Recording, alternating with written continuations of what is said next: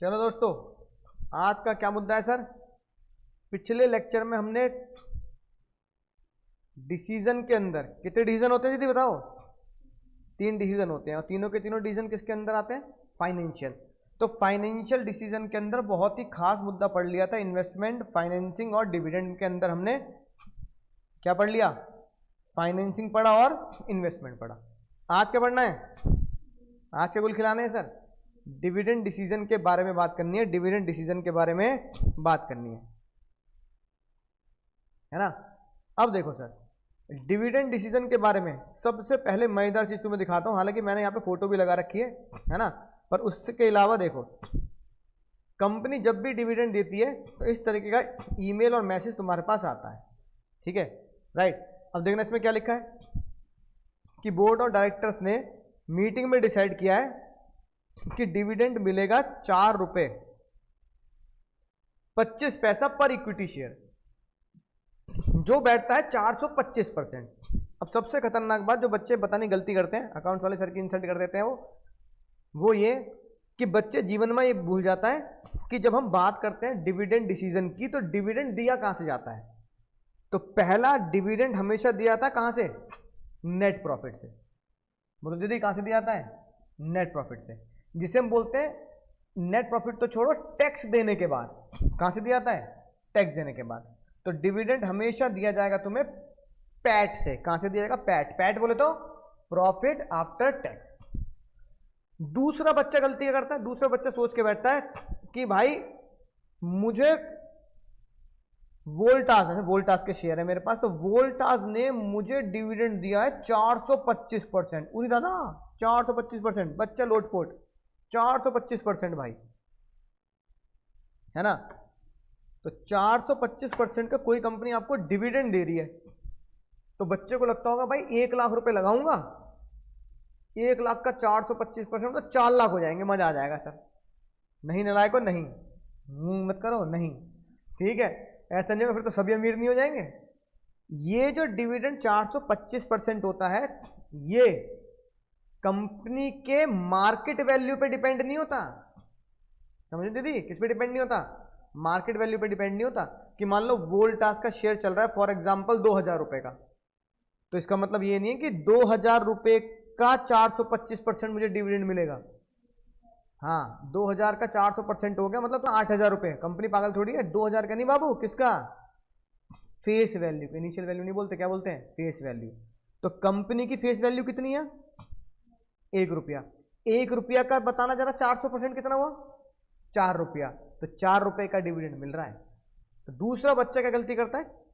Face value की जगह वो मार्केट वैल्यू पे सोचता है। तो डिविडेंड डिसीजन है ना, ये फायदा देता है कि बोलने में बहुत अच्छा लगता है। अब कोई तुमसे बोल दे बेटा 425% का डिविडेंड मिला है, 425, बताइए बैंक में एफडी करा के कितना परसेंट कमा रही है तू? 7%। एफडी कराएंगे तो 8, 7, 7.5%, यहाँ 400%। तो लोगों को लगता है भाई 1 लाख रुपए यहाँ लगाए होते तो 4 लाख हो गए होते, 1 लाख रुपए बैंक में लगाए हैं तो सिर्फ वो 1,07,000 हुए, 7,000 का ही प्रॉफिट हुआ, मुझे वहां पे फायदा हुआ, यहाँ 4 लाख का फायदा हो जाता। नहीं भैया नहीं, 425% सिर्फ कहने के लिए धोखाधड़ी है। 425% किसका?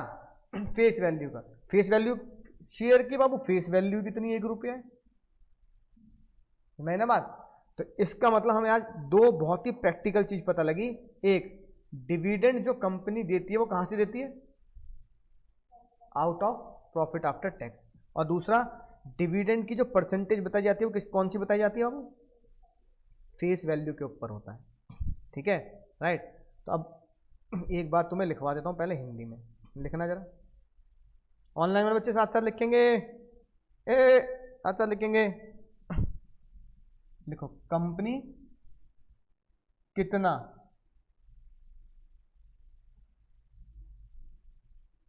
प्रॉफिट आफ्टर टैक्स, चलो इसको पेन बदल देता हूं, प्रॉफिट आफ्टर टैक्स, कंपनी कितना PAT, profit after tax share holder में बांटे, शेयर होल्डर में बांटे, और कितना प्रॉफिट कितना प्रॉफिट कंपनी फ्यूचर के लिए अपने पास रखे, कंपनी फ्यूचर के लिए अपने पास रखे, जिसे बोलते हैं रिटेन अर्निंग। क्या बोलते हैं बाबू? Retained earning.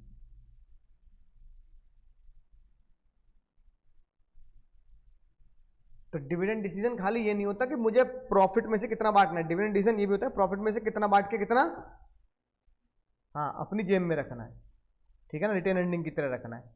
तो उसको तुम ऐसे समझ सकते हो, देखो भाई ये पहले पीएनएल आता है अकाउंट्स में ना, टी फॉर्मेट वाला सीखा होगा। इधर भैया सेल्स आ जाती है ना, इधर सारे एक्सपेंसेस आ जाते हैं, फिर इधर क्या दे देते हैं हम अकाउंट्स में, टैक्स भी दे देते हैं। टैक्स देने के बाद क्या आता है? नेट प्रॉफिट आता है। ऐसे तो आता है नेट प्रॉफिट। नेट प्रॉफिट आने के बाद हम बनाते हैं उसका पीएनएल एप्रोप्रिएशन। क्या बनाते हैं? PNL appropriation. पीएनएल एप्रोप्रिएशन में इस नेट प्रॉफिट को यहां ट्रांसफर करते हैं। मान लो किसी का नेट प्रॉफिट आया है ना 500 करोड़ का, किसी कंपनी का नेट प्रॉफिट आया 500 करोड़ का, तो 500 करोड़ रुपए कंपनी क्या करेगी? पीएनएल एप्रोप्रिएशन में ट्रांसफर कर देगी। फिर इस 500 करोड़ के पीएनएल एप्रोप्रिएशन में पहले फिर कंपनी बताएगी देखो इतना तो डिविडेंड दे देंगे, है ना। मान लो 200 करोड़ का डिविडेंड दे देंगे, बाकी जो बैलेंस बचा 300 करोड़ उसे हम बोल देंगे रिटेन अर्निंग। क्या बोल देंगे दीदी? तो रिटेन अर्निंग। और इसे हम कहां ट्रांसफर कर देते हैं? बैलेंस शीट में। कहां ट्रांसफर कर देंगे? बैलेंस शीट में, रिजर्व एंड सरप्लस में जोड़ देंगे। तो डिविडेंड डिसीजन क्या होता है? अगर टी फॉर्मेट में समझे तो डिविडेंड डिसीजन ये होता है कितना profit after tax share holder में बांटे और कितना profit after tax retain earning के लिए रखें। It is called dividend decision, है ना। लिख दोगे इंग्लिश में आराम से, ठीक है ना। तो ये होता है डिविडेंड डिसीजन। बोलो जमती है बात? जमती है ना, ठीक है। ये इसलिए मैंने थोड़ा सा ये थोड़ा पुराना डिविडेंड का ये फोटो लगा रखा है तुम्हारे लिए कि भाई इतने शेयर्स हैं मेरे पास तो इतना डिविडेंड आता है, कभी कभी दो कंपनी इतना देती है, इतना देती है ना। बात समझ में आ गई? राइट।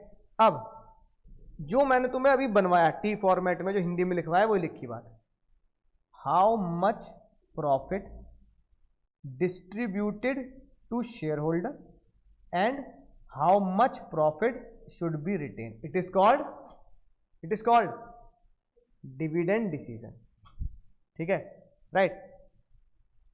फैक्टर भी बताता हूं क्या होता है। फिर एक वर्ड चलता है जो एग्जाम में पूछा जाता है, व्हाट इज वेल्थ मैक्सिमाइजेशन। अगला खतरनाक सवाल, व्हाट इज वेल्थ मैक्सिमाइजेशन। बताओ वेल्थ मैक्सिमाइजेशन क्या होता है? कोई बताएगा ऑनलाइन वाला बालक भी? कभी गलती सुन लिया हो? कहां सुन लिया होगा सर हमने? कभी गलती सुन लिया हो तुमने क्लास में? वेल्थ मैक्सिमाइजेशन क्या होता है?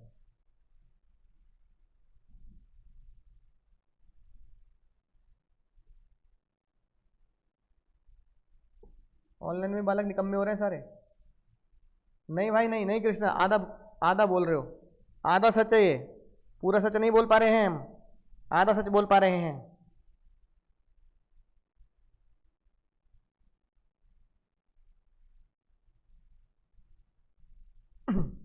देखो आधा सच जो भाई कृष्णा भाई बोल रहे हैं बिल्कुल सही बोल रहे हैं। वेल्थ मैक्सिमाइजेशन का मतलब होता है पहला अमाउंट जो मैंने मार्केट से शेयर खरीदा, जितना खरीदा उस शेयर की वैल्यू उससे ज्यादा हो जाए, है ना।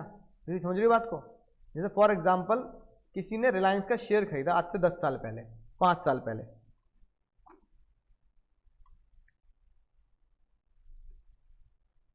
ठीक है। तो किसी ने जब रिलायंस का शेयर खरीदा होगा, अभी कितने का चल रहा है? कितने का चल रहा है दीदी? 2700 का। तो किसी ने मान लो ये शेयर खरीदा होगा आज से कुछ साल पहले, मान लो ये तो 1 डे का चार्ट है, मैं मान लो 1 साल का लगाता हूं, है ना। तो 1 साल का अगर चार्ट लगाएं तो 2024, ये ना 2024, 1 साल का चार्ट लगाते हैं तो मान लो किसी ने ये खरीदा होगा, और पीछे चलते हैं, मान लो 5 साल का लगाते हैं, चलो, है ना। किसी ने मान लो ये खरीदा होगा 2020 में, तो 2020 में रिलायंस का शेयर था 1000 रुपये का। कितना था दीदी? 1000 रुपये का। अब ये कितने का हो रहा है? 2700 का हो रहा है। ठीक है, राइट। बीच में पीक आया था तो ये 3200 का भी पहुंचा था। तो अगर किसी ने शेयर 1000 रुपये का खरीदा और वो 2000, अरे भैया कितने खरीदा? 1000 का, और कितना पहुंचा? 3000, तो 2000 का प्रॉफिट हो गया नहीं हो गया? तो अगर आपके शेयर में खरीद से ज्यादा का वैल्यू निकल रही है, तो मैंने 1000 का खरीदा, आज मैं उसे कितने का बेचूंगा? 3000 का बेचूंगा, तो मुझे कितने का फायदा हो गया? 2000 रुपये का शेयर का फायदा हो गया। मैंने 100 शेयर खरीद रखे थे रिलायंस के, 100 इंटू 2000, 2 लाख का प्रॉफिट हो गया नहीं हो गया? तो वेल्थ मैक्सिमाइजेशन का पहला नियम बाबू, वेल्थ मैक्सिमाइजेशन का पहला नियम, इंक्रीज इन वैल्यू या प्राइस ऑफ द शेयर, है ना? Increase in the price of the share, increase in the price of the share, increase in the price of the share. दूसरा, साथ के साथ प्राइस तो बढ़ रहा है रिलायंस का, अभी बताओ क्या रिलायंस का प्रॉफिट नहीं बढ़ा होगा? बढ़ा होगा नहीं बढ़ा होगा? नहीं नहीं दीदी नहीं, फिक्स नहीं होता। रिलायंस का प्रॉफिट 5 साल में बढ़ा होगा नहीं बढ़ा होगा? बताओ, है ना? देखो यहां मनी कंट्रोल में कहीं शायद दिख जाएगा, ये देखो ये लिखी बात, ये आ रहा ना, हाँ 5 साल का आ रहा है मान लो,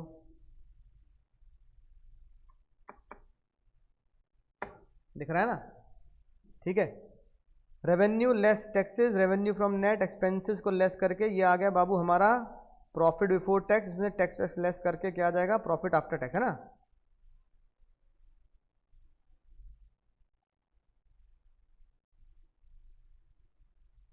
ठीक है ना? Profit and loss before tax. तो अब ये बढ़ रहा है नहीं बढ़ रहा? पहले 40 था,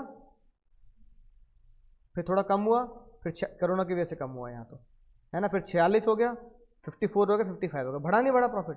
अब रिलायंस का प्रॉफिट बढ़ रहा है तो उसका मतलब प्रॉफिट तो आ रहा है ना? प्रॉफिट आया तो रिलायंस डिविडेंड बांटेगा नहीं बांटेगा? बांटेगा नहीं बांटेगा भाई, मैंने मोदी जी पूछे, बांटेगा नहीं बांटेगा? बांटेगा ना। अब ये लिखी, डिविडेंड एंड डिविडेंड परसेंटेज, कितना परसेंट? ये देखो, इक्विटी डिविडेंड रेट, इसका मतलब क्या है? ये जो मैंने हाईलाइट कर लिया ये है फेस वैल्यू की परसेंटेज। बाबू किसकी परसेंटेज है? यानी कि पहले 65%, 70%, 80%, 90%, इस बार 100 के 100% का क्या दिया है रिलायंस ने? डिविडेंड दिया है। यानी कि अगर रिलायंस की फेस वैल्यू है अगर 10 रुपया, तो एक शेयर पे कितना डिविडेंड मिल रहा है? 10 रुपए, तो 10 डिविडेंड तो आ ही रहा है ना, तो हर साल डिविडेंड भी आ रहा है। इसका मतलब हर रिलायंस के शेयर खरीदने के बाद हर साल मेरा इंक्रीमेंट भी हो रहा है। किसमें इंक्रीमेंट हो रहा है दीदी? किसमें इंक्रीमेंट हो रहा है बताओ? नहीं, इंक्रीमेंट हो रहा है वैल्यू ऑफ शेयर में, और साथ साथ क्या मिल रहा है?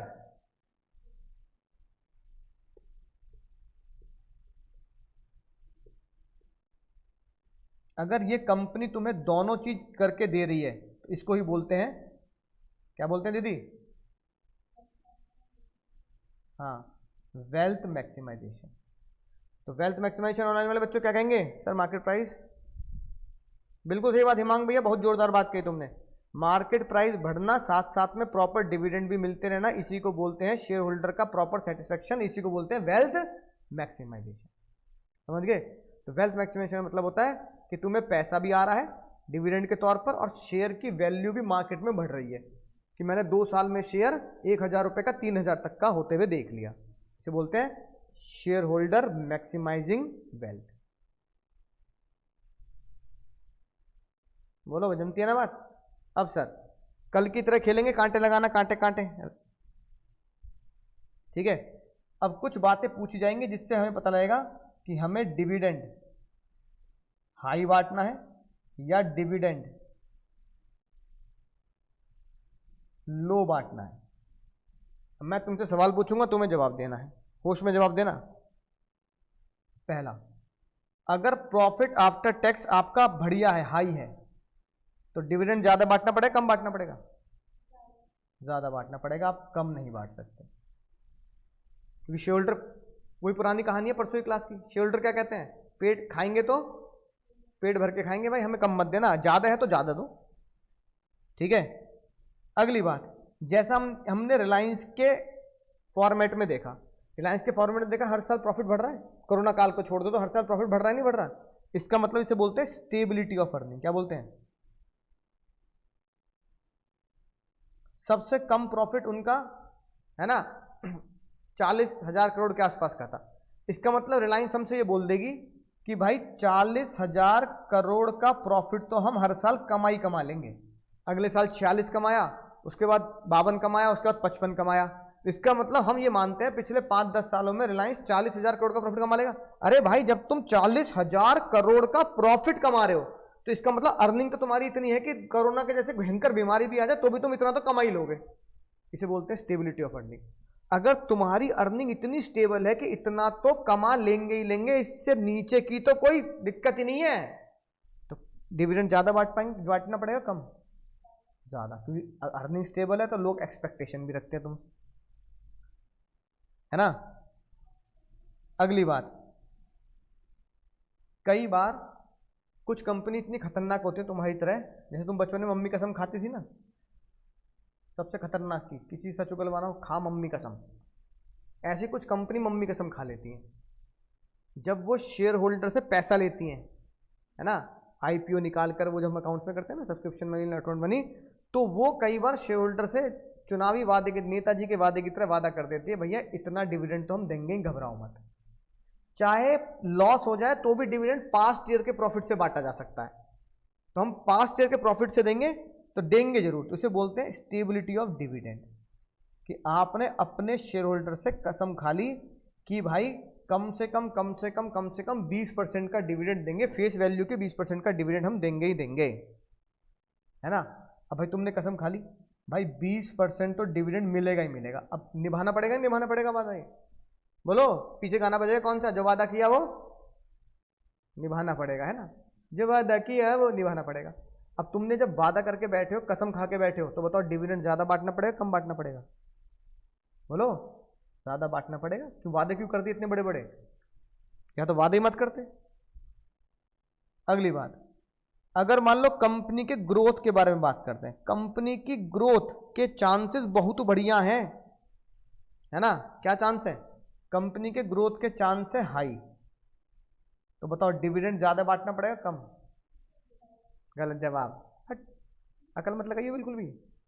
अरे कंपनी के ग्रोथ के चांस ज्यादा है, ग्रोथ के चांस ज्यादा का मतलब क्या? ज्यादा ब्रांचेस खोलेंगे, ज्यादा प्रोडक्ट बनाएंगे। अब नालायक, ज्यादा ब्रांच खोलेंगे, ज्यादा प्रोडक्ट बनाएंगे तो कंपनी को पैसा कम चाहिए ज्यादा चाहिए? ज्यादा चाहिए।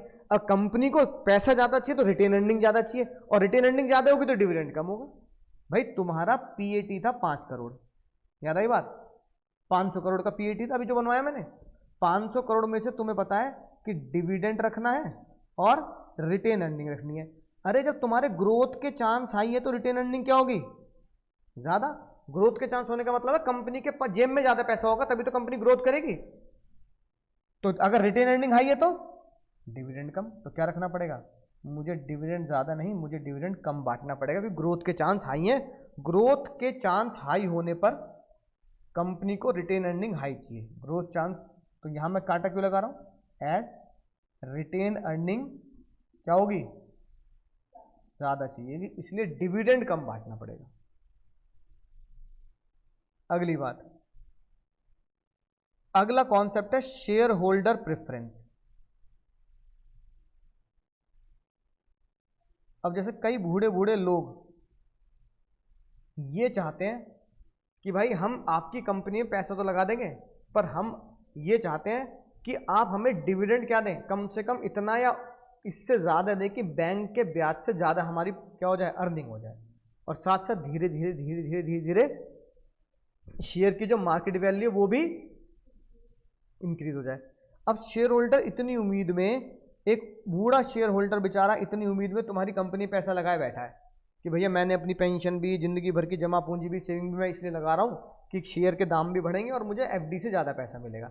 अब इतनी उम्मीद लगा के शेयर होल्डर की प्रेफरेंस को आप लिए बैठे हो, तो डिविडेंड कम बांटना पड़ेगा ज़्यादा बांटना पड़ेगा। उसकी उम्मीदें नहीं तोड़ सकते आप, अगर इसी उम्मीद पे उसने पैसा लगाया है तो।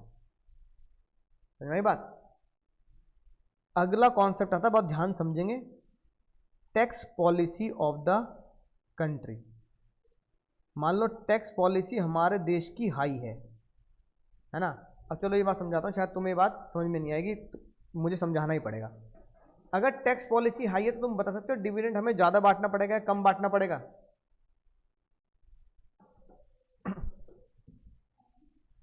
ख्वाहिश भैया, डिविडेंड तो कंपनी अपने हिसाब से डिसीजन लेती है कि किस साल कितना परसेंटेज बांटना है, फिक्स नहीं होता ये।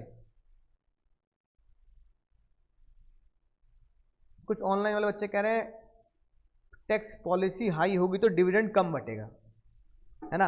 अब जो बेचारे जवाब नहीं दे पा रहे उनके लिए मैं एक बढ़िया तरीके समझाता हूँ, तो तुम्हारी खोपड़ी में बात घुस जाएगी। प्रॉफिट एंड लॉस अकाउंट बनता है ऐसे, बोलो। यहाँ पे नेट प्रॉफिट आता है टैक्स के बाद, तो मैं इसको नेट प्रॉफिट को लिख दूँ पीएटी, है ना। प्रॉफिट आफ्टर टैक्स आ गया, आफ्टर टैक्स नहीं, नेट प्रॉफिट लिखते हैं ना। यहाँ जो प्रॉफिट आया उस प्रॉफिट पे मुझे क्या देना है, प्रॉफिट आया 100 करोड़ का, मुझे टैक्स देना पड़ेगा। अब टैक्स का रेट पहले था 30%, कितना था, तो मुझे कितने रुपए देने पड़ते थे, 30। और फिर मेरा पैट कितना बचता था, तो मेरा पैट बचता था 70। इसमें से मैं मान लो डिविडेंड भी बांट दिया करता था और रिटेन। पता लगा इस साल हमारी सरकार ने टैक्स की पॉलिसी में चेंज ला के टैक्स का रेट कर दिया ज्यादा। अब टैक्स का रेट हो गया बाबू 40%, कितना हो गया 40। अब प्रॉफिट तो नहीं है मेरा, प्रॉफिट तो नहीं है, प्रॉफिट है 100, टैक्स का रेट हो गया 40, तो पैट कितना हुआ इस बार 60। अब 60 करोड़ में से डिविडेंड क्या होगा, कम जाएगा नहीं जाएगा। तो अगर जैसे जैसे टैक्स का रेट बढ़ता जाएगा वैसे वैसे पैट कम होता जाएगा। पैट कम होगा तो दीदी, पैट कम होगा तो डिविडेंड ऑलरेडी कम होगा। तो इसको हम देखो ऐसे भी समझ सकते हैं, अगर मैं शॉर्ट सीक्वेंस में समझाऊं तो ऐसे लिख सकते हैं, नहीं लिख सकते, इसे देखना जरा। टैक्स हाई तो बोलो प्रॉफिट आफ्टर टैक्स कम, प्रॉफिट आफ्टर टैक्स कम तो डिविडेंड कम, सिंपल। जितना ज्यादा टैक्स दोगे बढ़ाओगे उतना प्रॉफिट कम होगा देश का, ओ कंपनी का, कंपनी का प्रॉफिट कम होगा तो कंपनी डिविडेंड क्या करेगी, कम बांटेगी। इसलिए यहां लगेगा कांटा और डिविडेंड लो पे लगेगा राइट। जमती है बात। अगली बात सर, 7वां पॉइंट, अगर मान लो स्टॉक मार्केट की कंडीशन, और stock market condition, stock market में तुम्हें कोई गुड न्यूज फैलानी है, तो स्टॉक मार्केट में अच्छी खबर क्या हो सकती है बताओ। जैसे मैंने तुम्हें दिखाया, स्टॉक मार्केट में हाहाकार मच जाए, इतना % डिविडेंड बांट दिया भाई, तो लोग पागल हो जाएंगे, नहीं पागल हो जाएंगे, है ना। लोग कहेंगे भाई कंपनी इतना डिविडेंड कैसे बांट रही है, इतना डिविडेंड कैसे बांट रही है।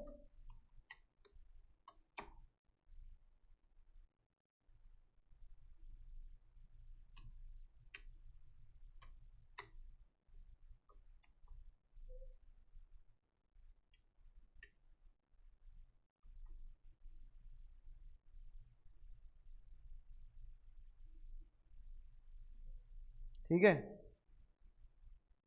तो आज तक टपारिया टूल्स एक ऐसी कंपनी है जिसने सबसे ज्यादा हाई डिविडेंड बांटा है ना। बल्कि मार्केट प्राइस मात्र कितना है, 8 रुपए का। देखो मतलब ये थोड़ी सी वो कंपनी होती है जिनके ऊपर ना थोड़ा सा कंट्रोल रहता। देखो कितना % है देखना डिविडेंड यील्ड, और बाकी का देखना 5 5 5 5 5 5 4 4 4, और इसका बताओ। मतलब सारा ही प्रॉफिट क्या कर रहे हैं, डिविडेंड में बांट दे रहे हैं। टपारिया टूल, इससे ज्यादा किसी ने डिविडेंड नहीं बांटा आज तक। समझ रहे हो बात को।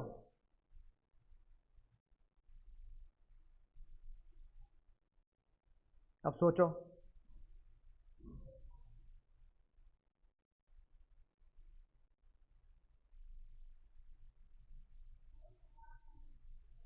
है ना। तो इतना डिविडेंड आप बांट रहे हो, तो इससे मार्केट में क्या फैलता है? हाँ, गुड न्यूज फैलती है। लोग उस कंपनी को सर्च करते हैं, लोग उस कंपनी को सर्च करते हैं। जैसे हम सर्च करेंगे टपारिया टूल्स डिविडेंड,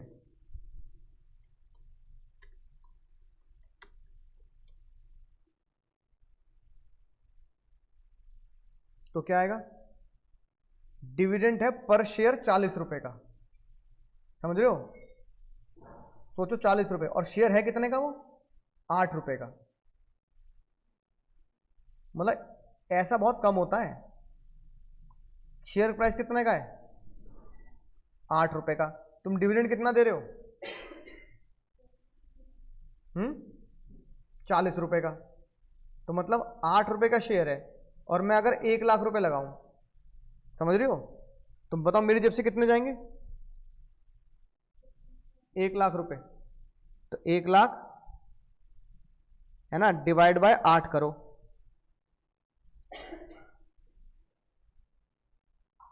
है ना। 1 लाख डिवाइड बाय 8, तो मेरे पास 12,500 शेयर आएंगे, ठीक है। तो मैं इस कंपनी के अगर 12,000 शेयर खरीदूं, 1 लाख रुपए लगाए, 12,500। अब देखो 12,500 इंटू 40 रुपए, 5 लाख रुपए का डिविडेंड आ गया। ये तो शेयर की मार्केट वैल्यू से भी ज्यादा निकल रहा ऊपर, निकल रहा है, निकल रहा शेयर की मार्केट वैल्यू से भी। तो ये थोड़ा सा क्या कहते हैं, इनमें पैसा थोड़ा सा कम लगा पाते हैं लोग, क्योंकि कंपनी की ऐसी इतनी अच्छी नहीं है। पर ये इंटरनली इनका मैनेजमेंट ऐसा है कि जिनके पास भी ये शेयर है वो उनको इतना पैसा दे देते हैं। तो इसका मतलब स्टॉक मार्केट में अगर धमाका करना है ना, गुड न्यूज की तरह, तो क्या करें? हाँ, तो स्टॉक मार्केट में अगर गुड न्यूज फैलानी है तो डिविडेंड क्या बांट देंगे आप? हाई, कम मत दें। तो टपारिया टूल्स की तरह फेमस हो जाओगे आप। जो भी जिंदगी में सर्च करेगा ना, highest dividend in India, Taparia tools. और है क्या? इसे बोलते हैं पेनी स्टॉक, कूड़ा स्टॉक। पेनी स्टॉक मतलब जो 2, 4, 5, 10 रुपए के स्टॉक होते हैं, जिनकी कोई कीमत नहीं होती, वैल्यू नहीं होती, उन पेनी स्टॉक्स में आप पैसा लगा रहे हैं। बोलो दीदी, समझ रही हो? अगला पॉइंट, अगर गुड न्यूज छोड़ो, अगर मेरी कंपनी का कैश फ्लो बहुत अच्छा है, कैश फ्लो बहुत जोरदार है, मजा आ गया, तो क्या करना पड़ेगा? कैश फ्लो अच्छा है तो डिविडेंड ज्यादा बांटना पड़ेगा, कम नहीं बांट पाएंगे आप, ठीक है। अगली बात को ध्यान समझेंगे। अगली हेडिंग डालेंगे legal constraint. Legal constant, legal constant का मतलब होता है कि कई बार बैंक, है ना, या लॉ आपके ऊपर रेस्ट्रिक्शन लगा देता है कि इससे ज्यादा डिविडेंड नहीं बांटना, या फिर यहां से नहीं बांटना। जैसे फॉर एग्जांपल कंपनीज एक्ट ये कहता है, बाबू कौन कहता है? एज पर कंपनीज एक्ट 2013, जिसके तुम क्वेश्चन भी करते हो अकाउंट्स में, कंपनी एक्ट 2013 ये कहता है कि you can not distribute dividend, है ना, फ्रॉम कैपिटल। आप कैपिटल से डिविडेंड नहीं बांट सकते, सिर्फ कहां से बांटना पड़ेगा? प्रॉफिट से बांटना पड़ेगा, यानी कि अपनी कैपिटल खाली कर दी। तो ऐसे कई बार ना लीगल, यानी कि ऐसे कई बार बहुत सारे लीगल एक्ट्स हमारे ऊपर लग जाते हैं कि इससे ज्यादा डिविडेंड आपको नहीं बांटना। अगर हमारे ऊपर legal acts, legal constant, legal रुकावट, लीगल रोक ज्यादा है, तो बताओ डिविडेंड कम बांटा जाएगा या ज्यादा? डिविडेंड कम बांटा जाएगा, क्योंकि लीगली हमारे ऊपर रोक लगा दी गई है। बोलो, तुम्हारी बात। ऐसी आखिरी पॉइंट आता है, उसको लिखेंगे contractual constraint. Contract constraint, contractual constraints ये कहता है कि कई बार हम दूसरे लोगों के साथ, एक कंपनी दूसरे लोगों के साथ कॉन्ट्रैक्ट करती है। जैसे टाइप हुआ बैंक के साथ, किसके साथ टाइप हुआ? बैंक के साथ। तो तो बैंक ये हमें बोल देता है कि भाई तुम हमसे लोन ले रहे हो, जब तुम हमसे लोन ले रहे हो तो डिविडेंड तुम ज्यादा नहीं बांट पाओगे। मैं कह रहा हूं भाई तुम्हारा लोन का और मेरे डिविडेंड क्या लेना देना है। उन्होंने कहा भाई आज तुम बढ़िया कमा रहे हो, डिविडेंड ज्यादा बांट रहे हो, हमारा लोन भी टाइम पे हो रहा है, कल को भाई कोई आपदा आ गई कोरोना जैसी, तुम्हारी फैक्ट्री में ताला लग गया, तो तुम तो कह दोगे शेयर होल्डर से भैया प्रॉफिट नहीं है तो डिविडेंड नहीं है। अरे तो हमारा लोन कहां से चुका पाओगे, हमारा लोन भी तो नहीं चुका पाओगे, तुम्हारे पास अच्छे रिजर्व सरप्लस होंगे। तो अच्छे रिजर्व सरप्लस को ज्यादा मेंटेन करने के लिए, यानी कि बैंक चाहता है कि हम डिविडेंड कम बांटें और रिटेन अर्निंग ज्यादा करें। रिटेन अर्निंग इसलिए ज्यादा रखें कि अगर कभी भी जिंदगी में कोई नौबत आई है ना, क्या होने की, लॉस आने की, तो बैंक को ये खतरा ना लगे कि ये हमारा पैसा नहीं चुका पाएगा। बैंक को लगेगा रिटेन अर्निंग है, अपना पैसा तो निकाल लेंगे, बाकी ये देखे जाने, है ना। तो बैंक कह रहा है लोन इसी शर्त पे देंगे कि तुम्हें कसम खानी है, डिविडेंड कम बांटना है और रिटेन अर्निंग ज्यादा रखनी है। तो बैंक हम पे इंपोज कॉन्ट्रैक्ट करता है हमारे साथ। तो सम बैंक इंपोज लिख दिया ना साथ साथ, some restriction, bank impose some restriction on dividend distribution,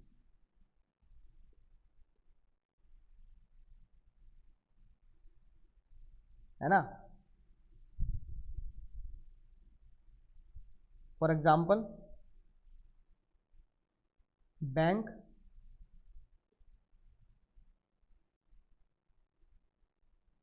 restrict the company to distribute dividend up to 20% so that company's retained earning will be high। अरे लोअर क्यों, हाँ मोर, हाँ डिविडेंड कम होगा तो रिटेन अर्निंग हाई होगी। इससे बैंक को खतरा नहीं लगेगा। किस बात का खतरा नहीं लगेगा कि बाद में कंपनी को अगर लॉस भी हुआ तो भैया हम तो रिटेन अर्निंग से इससे क्या मांग लेंगे, अपना ब्याज मांग लेंगे, है ना। अब अगर बैंक ने लोन देते टाइम पे ऐसा कॉन्ट्रैक्ट कर लिया तो डिविडेंड कम बांटना पड़ेगा, ज्यादा बांटना पड़ेगा, कम बांटना पड़ेगा। तो ये है हमारे 10 नियम, डिविडेंड को बांटने के 10 नियम। इसी नियम को थ्योरी फॉर्म में लिख रखा है तुम्हारी किताब में, अपन लोगों को ऐसे रिवाइज करना, और एग्जाम में थ्योरी तो हम लिख ही देंगे। इतनी इंग्लिश तो हमें आती है कि थ्योरी हम एग्जाम में लिख सकते हैं, घबराने वाली बात नहीं। बोलो दीदी जमती है बात इतनी, पढ़ के देख लें अब, है ना।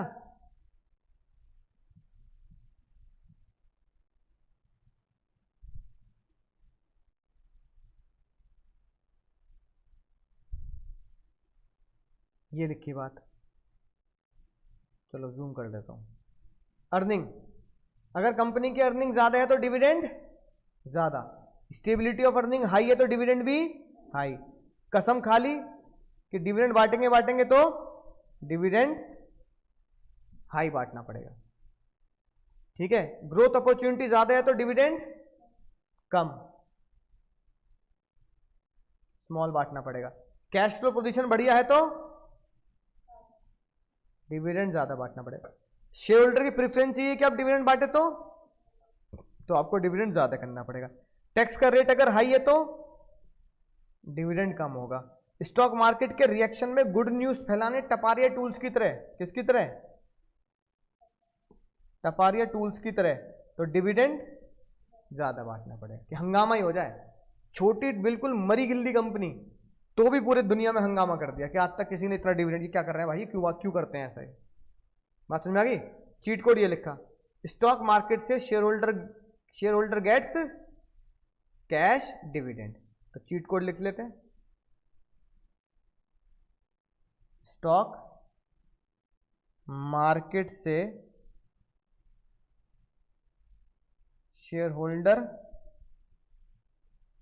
Gets cash dividend. Stock market का reaction, Taparia tools, stock market reaction है ना, शेयर होल्डर प्रेफरेंस, जी से ग्रोथ, ई से अर्निंग, टी से टैक्स, एस से स्टेबिलिटी ऑफ अर्निंग और स्टेबिलिटी ऑफ डिविडेंड, कैश से कैश फ्लो, और डिविडेंड का क्या है, कोड है ना। और सी से एक चीज और लगा देंगे, कॉन्स्ट्रेन। दो कॉन्स्टेंट पढ़े ना, कौन से दो कॉन्स्टेंट पढ़े, लीगल कॉन्स्टेंट और कॉन्ट्रेक्चुअल कॉन्स्टेंट। ठीक है, लिखो, फिर लिखती क्यों नहीं हो तुम।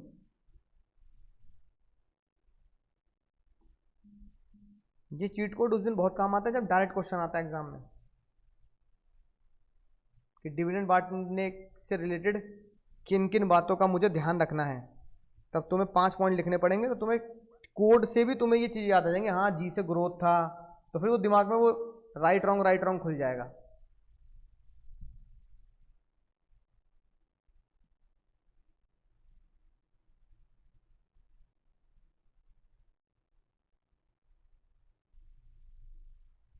ऑनलाइन वाले बच्चे भी लिखेंगे जल्दी जल्दी, साथ साथ डायरेक्ट पूछ लेंगे क्वेश्चन कृष्णा भैया।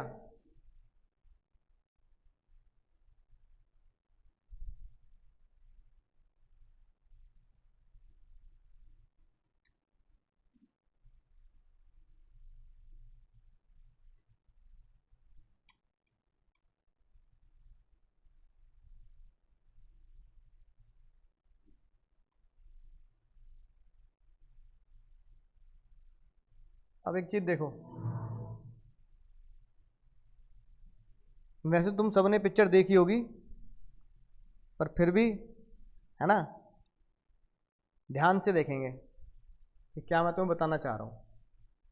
अब 3 दोस्त रात को बेचारे भटकते हुए जा रहे। अब ये कोई पिक्चर देख लोगी, यहीं देखी तो है ना। अब ये बताओ, इनको जो तीनों को भूख लग रही है ना, समझ रही हो, तीनों को ये जो भूख लग रही है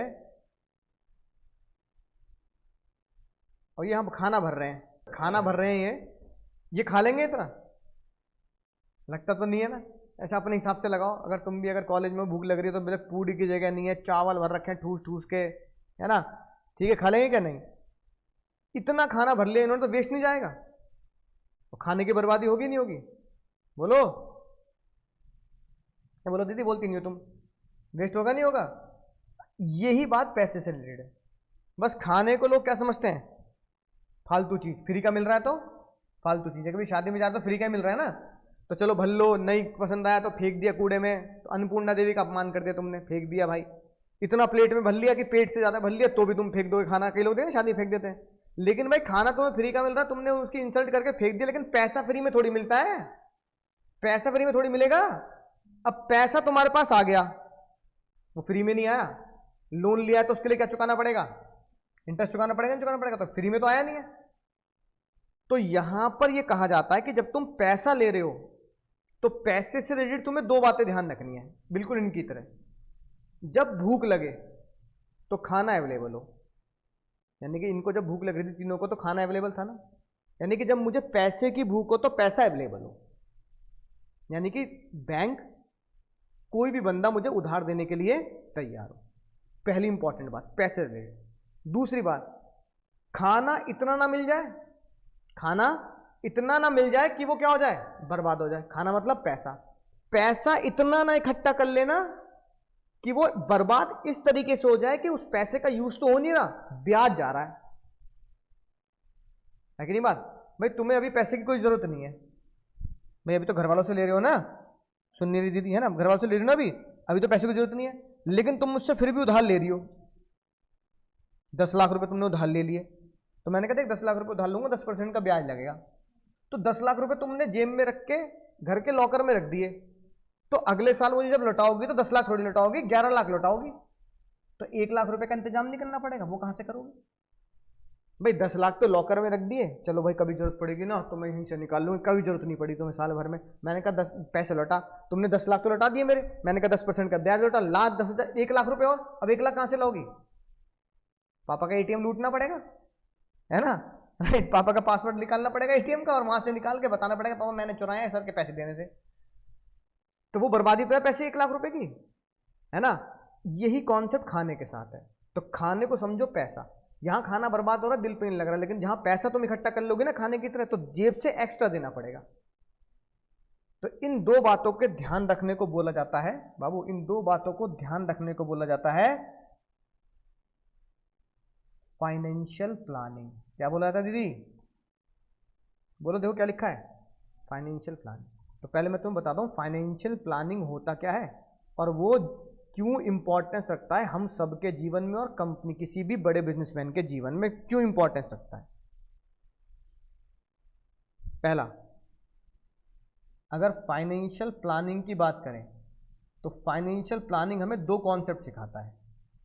पहला कॉन्सेप्ट फाइनेंशियल प्लानिंग सिखाता है हमें कितना पैसा चाहिए, यानी हमारी कंपनी की ग्रोथ के लिए हमें कितना पैसा, दीदी कितना पैसा चाहिए, पहला सवाल।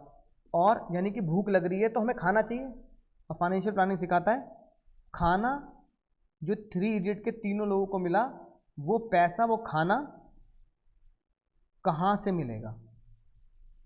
ऑब्वियसली बात है, कंपनी वालों के पास तो दो से ही पैसा मिल सकता है, या तो डेट से या इक्विटी से, ठीक है ना। दूसरा कॉन्सेप्ट ये सिखाता है, पहले कॉन्सेप्ट ने सिखाया कि जब भूख लगी है, जब पैसा चाहिए, तो पैसा कहां से मिलेगा ये बता देगा तुम्हें। दूसरा फाइनेंशियल प्लानिंग कॉन्सेप्ट सिखाता है कि पैसा ज्यादा एक्स्ट्रा नहीं लेना, पैसा एक्स्ट्रा नहीं लेना, यानी कि आपके पास कभी भी जीवन में आइडियल फंड नहीं होनी चाहिए। आइडियल मतलब एक्स्ट्रा, खाली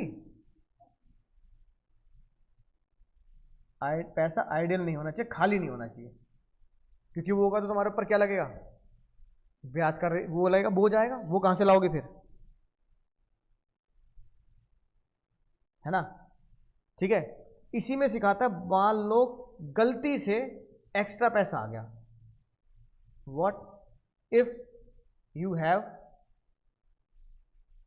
टेकन एक्स्ट्रा मनी, गलती से आ गया, जितनी यूज नहीं थी उन्होंने ले लिया, तुम्हें यूज थी भैया 10 लाख रुपए की, तुमने 20 लाख ले लिया कि पता नहीं जरूरत हो ना और ले लेती हूं, अब आ गया तो क्या करें।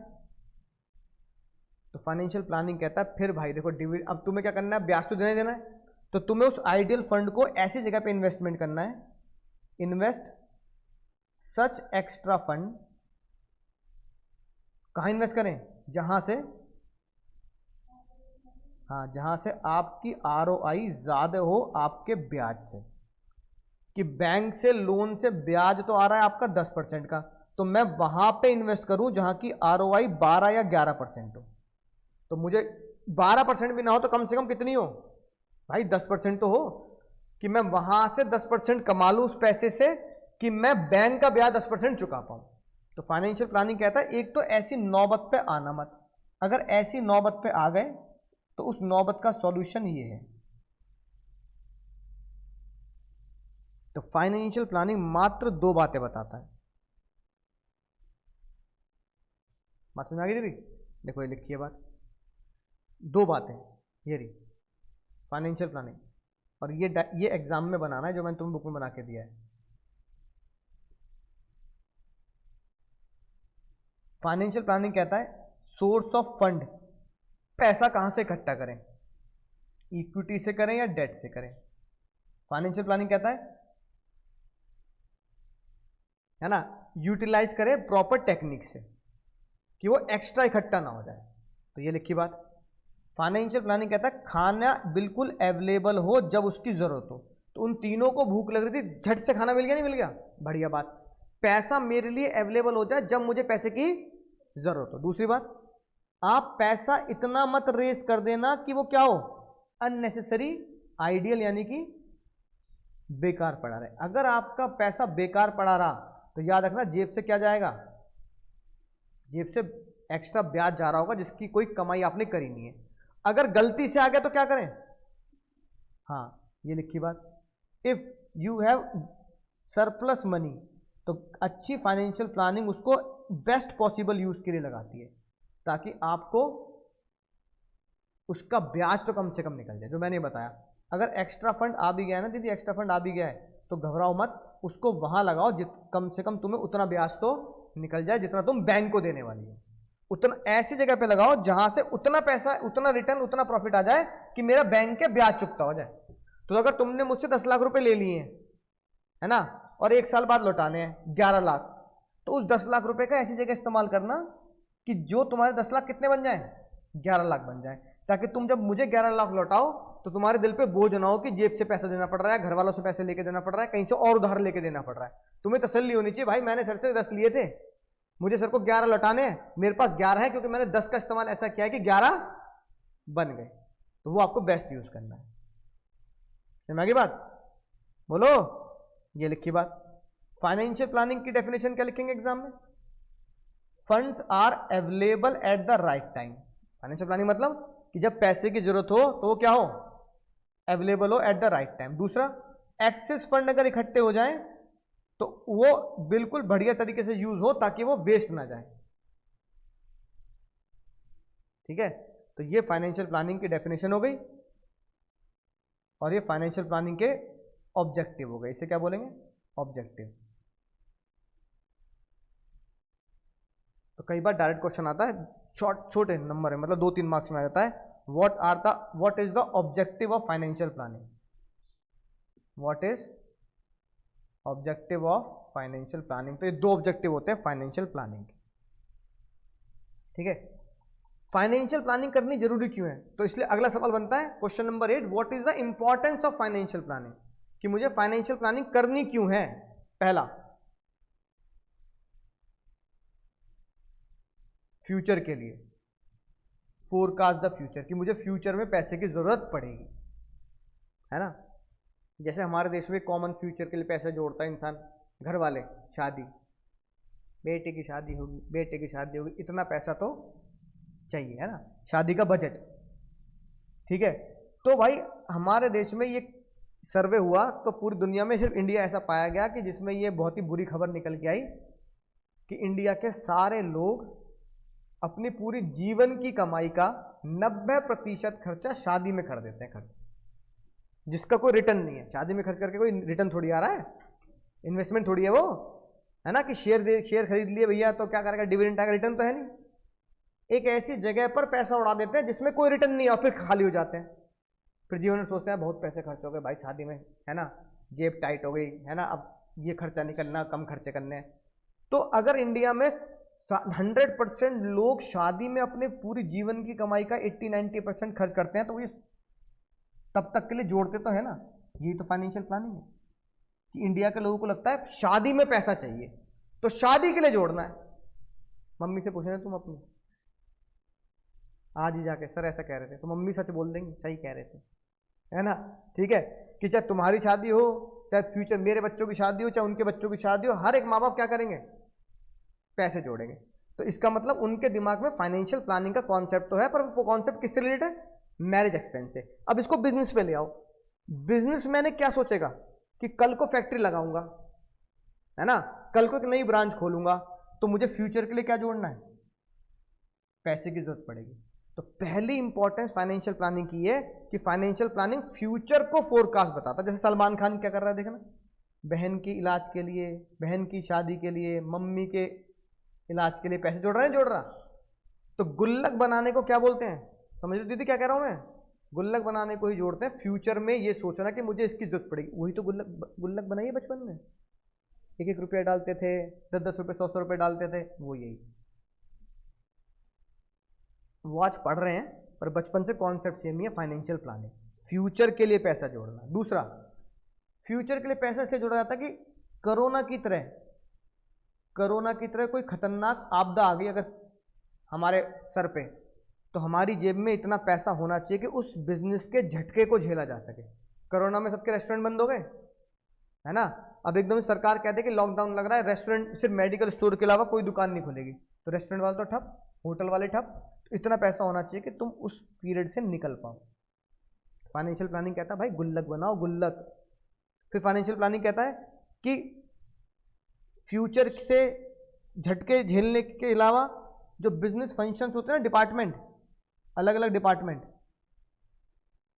है ना, प्रोडक्शन डिपार्टमेंट अलग, फाइनेंस डिपार्टमेंट अलग, उनके बीच में कोऑर्डिनेशन के लिए भी क्या करना पड़ता है सर, प्लान करना पड़ता है। जैसे फाइनेंस डिपार्टमेंट ये प्लान करेगा कि मार्केटिंग डिपार्टमेंट को कितना पैसा देना है, सेल्स डिपार्टमेंट को कितना पैसा देना है, प्रोडक्शन डिपार्टमेंट को कितना पैसा देना है, और एचआर डिपार्टमेंट अगर इंटरव्यू रखते हैं तो एचआर में कितना पैसा बांटना है। ज्यादा पैसा सेल्स डिपार्टमेंट मांगता है, कहता है भाई ज्यादा पैसा मार्केटिंग डिपार्टमेंट मांगता है। मार्केटिंग डिपार्टमेंट तो ये बोल देगा विराट कोहली से ऐड कराएंगे, विराट कोहली ले रहा हूं 20 करोड़ रुपए, है कि नहीं बात। तो कह रहे हैं भाई किसी छोटे क्रिकेटर से करा लो यार, ऋषभ पंत से करा लो यार, 5 करोड़ में कर लेगा वो। बोलो समझ में आ रही ना बात। तो फाइनेंस डिपार्टमेंट को ये सोचना पड़ता है, अलग अलग डिपार्टमेंट से कोऑर्डिनेट करना पड़ेगा, ये बता करके भाई पैसा फाइनेंशियल प्लानिंग के हिसाब से इतना नहीं हो सकता कि विराट कोहली को हायर कर पाए। ठीक है, फाइनेंशियल प्लानिंग ये सिखाता है पैसे को सही जगह पे इन्वेस्टमेंट करें, है ना, और सही तरीके से यूज करें, फालतू यूज मत कर देना कि एसी चाहिए 1 लगा दिए 4, दिखावा नहीं करना। और एक और बताओ, फाइनेंशियल प्लानिंग एक खतरनाक लिंक है किसके बीच में, कहां से पैसा लेना है और कहां इन्वेस्ट करना है, ये कौन बताएगा, फाइनेंशियल प्लानिंग। फाइनेंशियल प्लानिंग कहता है डेट या इक्विटी से कितना कितना पैसा लेना है और पैसा लेकर कहां इन्वेस्ट करना है। तो इसलिए बोलते हैं financial planning is the link between the investment decision and financing decision. Financial planning क्या है, इन्वेस्टमेंट डिसीजन और फाइनेंशियल डिसीजन के बीच में लिंक है ना।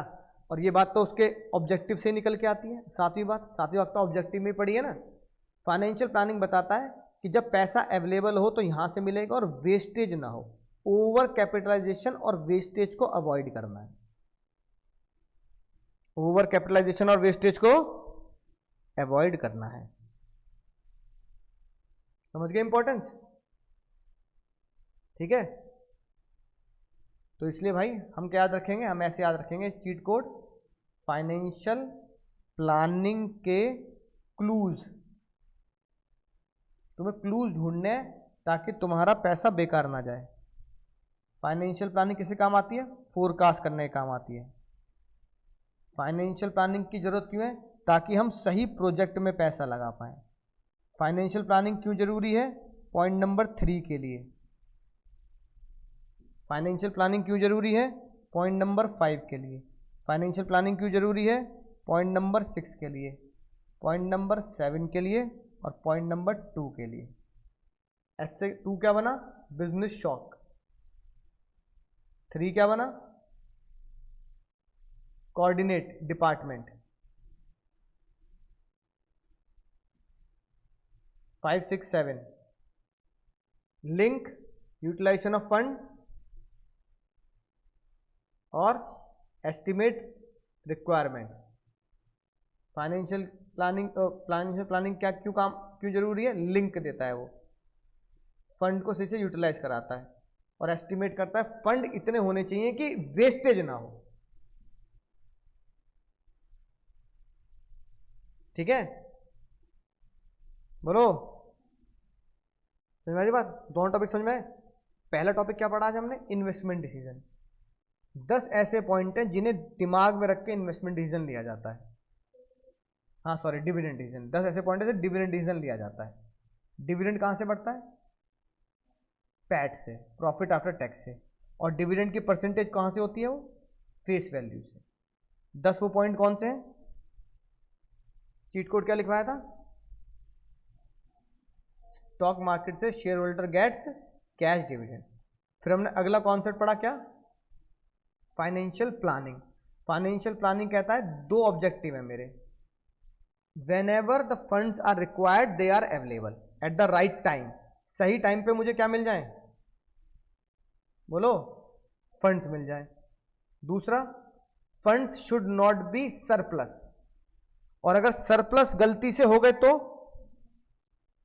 सरप्लस गलती से हो गए तो क्या करना है, हाँ, उन्हें ऐसी जगह इन्वेस्ट करना है कि जहां आरओआई तुम्हारी कॉस्ट ऑफ डेट से ज्यादा हो, जहां आरओआई तुम्हारी कॉस्ट ऑफ डेट से ज्यादा हो जाए। ठीक है,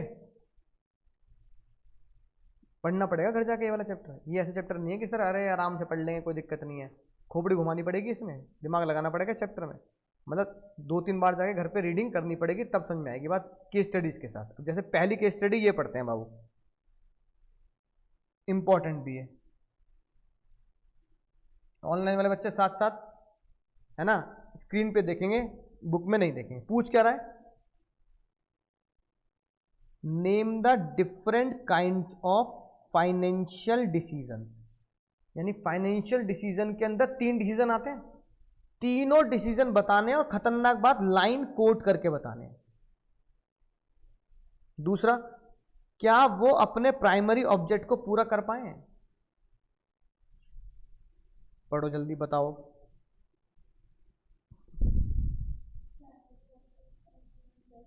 हाँ, प्राइमरी ऑब्जेक्ट क्या होता है हमेशा? Wealth maximisation. 3 डिसीजन ढूंढो।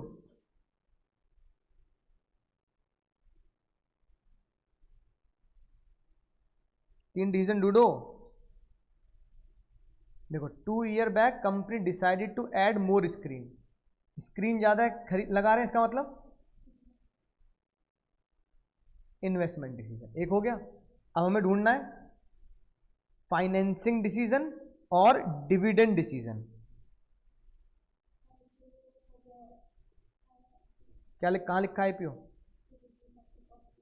हाँ, इनिशियल पब्लिक ऑफर। आईपीओ निकाल रहे हैं तो आईपीओ क्या होता है? पैसा कहां से लेना, इसका मतलब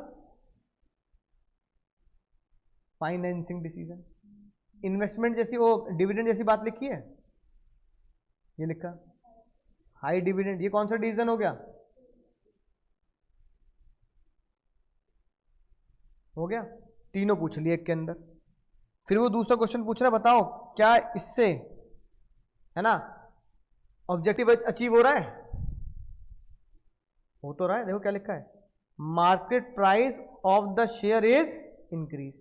तो मेन ऑब्जेक्ट का मतलब क्या होता है बाबू? मेन ऑब्जेक्ट का मतलब होता है वेल्थ मैक्सिमाइजेशन। क्या होता है भैया? Wealth maximisation. तो बच्चा इसको बोल देता है सर ये तो आउट ऑफ कोर्स क्वेश्चन पूछ लिया। भाई आउट ऑफ कोर्स क्वेश्चन नहीं है, क्वेश्चन कोर्स के हिसाब से पूछा गया है। बस मुझे ही ये नहीं पता था कि वेल्थ मैक्सिमाइजेशन क्या होती है। तो बताओ आज के बाद क्या बोलोगे? वेल्थ मैक्सिमाइजेशन क्या होती है? बोलो जोर से बोलो, जय माता दी। नहीं, जोर से बोलो। प्राइमरी ऑब्जेक्टिव क्या? अरे हे भगवान देवर देवा, है ना। प्राइमरी ऑब्जेक्टिव क्या? वेल्थ मैक्सिमाइजेशन क्या होता है? हाँ, आप बोलोगे वेल्थ मैक्सिमाइजेशन होता है शेयर का प्राइस बढ़ना और डिविडेंड भी हाई मिलना। तो इस क्वेश्चन में दोनों हो रहे हैं नहीं हो रहे हैं? तो क्या लिखोगे? यस, ये ऑब्जेक्ट अचीव हो रहा है। क्यों? क्योंकि वेल्थ मैक्सिमाइजेशन हो रही है, शेयर का प्राइस भी बढ़ रहा है और डिविडेंड भी हाई मिल रहा है। तो हो गया वेल्थ मैक्सिमाइजेशन। तो इंपॉर्टेंट क्वेश्चन है, इसलिए ध्यान से पढ़ेंगे एग्जाम से पहले। इसको एग्जाम से पहले इस क्वेश्चन को जरूर पढ़ना है। अगला क्वेश्चन कौन सा कराने वाले सर? अगले क्वेश्चन की तरफ बढ़ते हैं। क्वेश्चन बाबू 51 करते हैं। 51 में गलती से ये आंसर कुछ गड़बड़ है, आंसर मैं यहीं करवा दूंगा। तो मैं ये बुक में गड़बड़ है हमारी, है ना, गलती से कुछ और कहीं से पेस्ट हो गया। ये फैक्टर्स आ गए ना, बल्कि हमें बताना है कि कम बांटना ज़्यादा बांटना है। लाइन कोड करके बताना है कि कौन से फैक्टर्स हैं। तो डिविडेंड के फैक्टर बताने आपको लाइन कोड करके। देखो सबसे दूर से दिख रहा है मुझे पहला, कंसिस्टेंट अर्निंग। कंसिस्टेंट अर्निंग है तो डिविडेंड क्या होगा? हाई बांटा जाएगा। याद आई बात? अगला दिख रहा है, दूर से दिख रहा है, एनएफ कैश।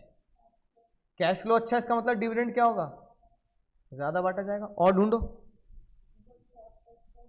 हाँ, ग्रोथ अपॉर्चुनिटी ज्यादा है, ग्रोथ अपॉर्चुनिटी होती है, डिविडेंड क्या होता है? कम बांटा जाता है। और ढूंढो।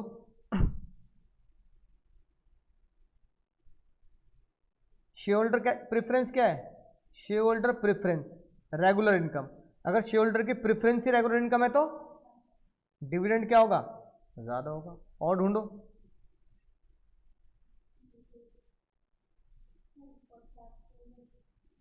कैसे पता लगा? हाँ, सर्टेन रिस्ट्रिक्शन जो बैंक ने लगाई है, रिस्ट्रिक्शन लगाई तो क्या होगा? डिविडेंड कम बांटा जाएगा, है ना। बुक में नोट कर लेंगे ऑनलाइन वाले साथ साथ, ठीक है। तो कितने पॉइंट हो गए? 1 2 3 4 5 पॉइंट हो गए, है ना। इन पॉइंट्स के हिसाब से देखना है कि हमें डिविडेंड कम बांटना है या ज्यादा बांटना है, ठीक है। समझ के ऐसे ढूंढना पड़ता है एग्जाम क्वेश्चन में, चीट कोड समझ के हेडिंग मुझे क्या कह रही है। 59 बताओ।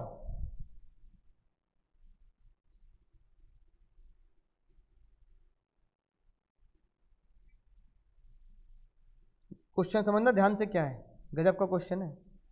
ये कह रहा है, ये बताओ पास्ट पुराने जमाने में डिविडेंड ज्यादा क्यों देते थे, और अब बताओ अब डिविडेंड कम क्यों दे रहे हैं। यानी मतलब फ्यूचर में डिविडेंड पॉलिसी कैसी रहेगी, कम या ज्यादा। Likely dividend policy in the coming year, इस ईयर में डिविडेंड कंपनी कम बांटेगी या डिविडेंड कंपनी ज्यादा बांटेगी। कई बार तो बच्चा क्वेश्चन ही नहीं समझ पाता, है ना। जब एग्जाम में आया क्वेश्चन, बच्चा कह रहा है सर क्वेश्चन समझ नहीं आया। अरे तो हिंदी में कन्वर्ट कर लो खोपड़ी में। क्वेश्चन कह रहा है पिछले 5 सालों में डिविडेंड ज्यादा क्यों था। समझ गई थी पहला सवाल? नहीं, क्यों था डिविडेंड 5 सालों में ज्यादा। अब ये क्वेश्चन, अगला क्वेश्चन ये कि इस साल डिविडेंड कम बटेगा ज्यादा बटेगा। देखो क्या लिखा है, over the past company is paying dividend high rate of share, however this although earning of the company are high, liquidity position इस ईयर में, this year liquidity is not good. Liquidity बोले तो हाँ, इस साल कैश फ्लो अच्छा नहीं है, बेकार है। तो ये तो मुझे दूसरे का आंसर पता लग गया कि अब बताओ इस साल डिविडेंड कम बटेगा ज्यादा बटेगा। तो दूसरे का आंसर होगा डिविडेंड इस साल कम बटेगा। अच्छा देखो क्या लिखा है,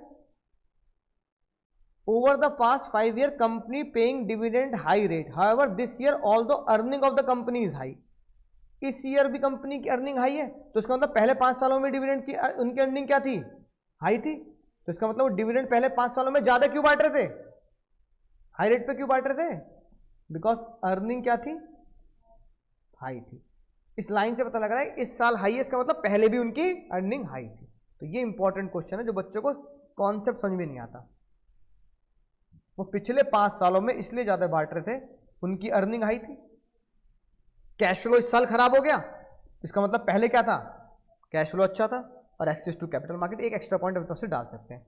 इस साल डिविडेंड पॉलिसी कैसी रहेगी, कैश फ्लो खराब है तो कंजर्वेटिव डिविडेंड पॉलिसी रहेगी। क्यों, इस साल कैश फ्लो जो है कंपनी का वो बहुत ही ज्यादा खराब है।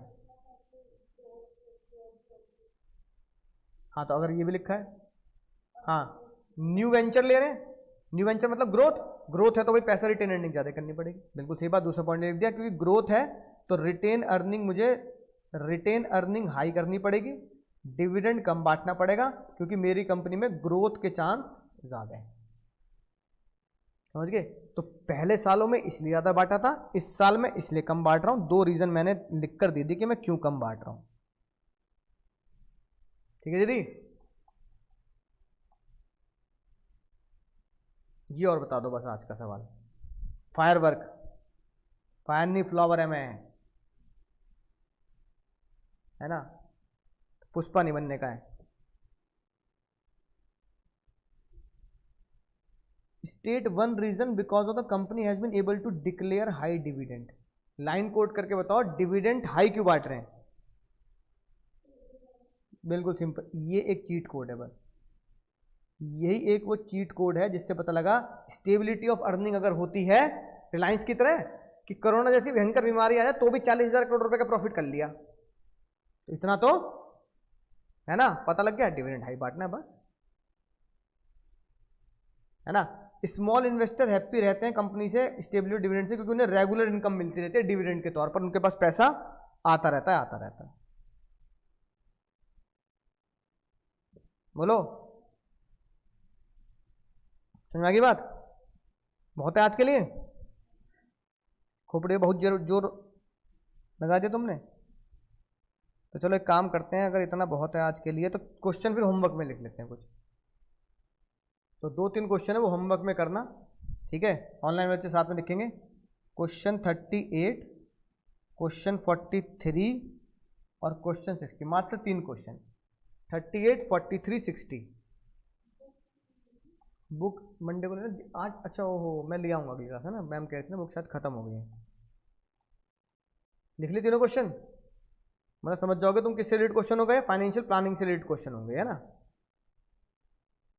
ठीक है, तो ध्यान से करेंगे इन 3 क्वेश्चन को। चलो भाई ऑनलाइन वाले बच्चों, tata bye bye, take care. उम्मीद है बात समझ में आ चुकी होगी।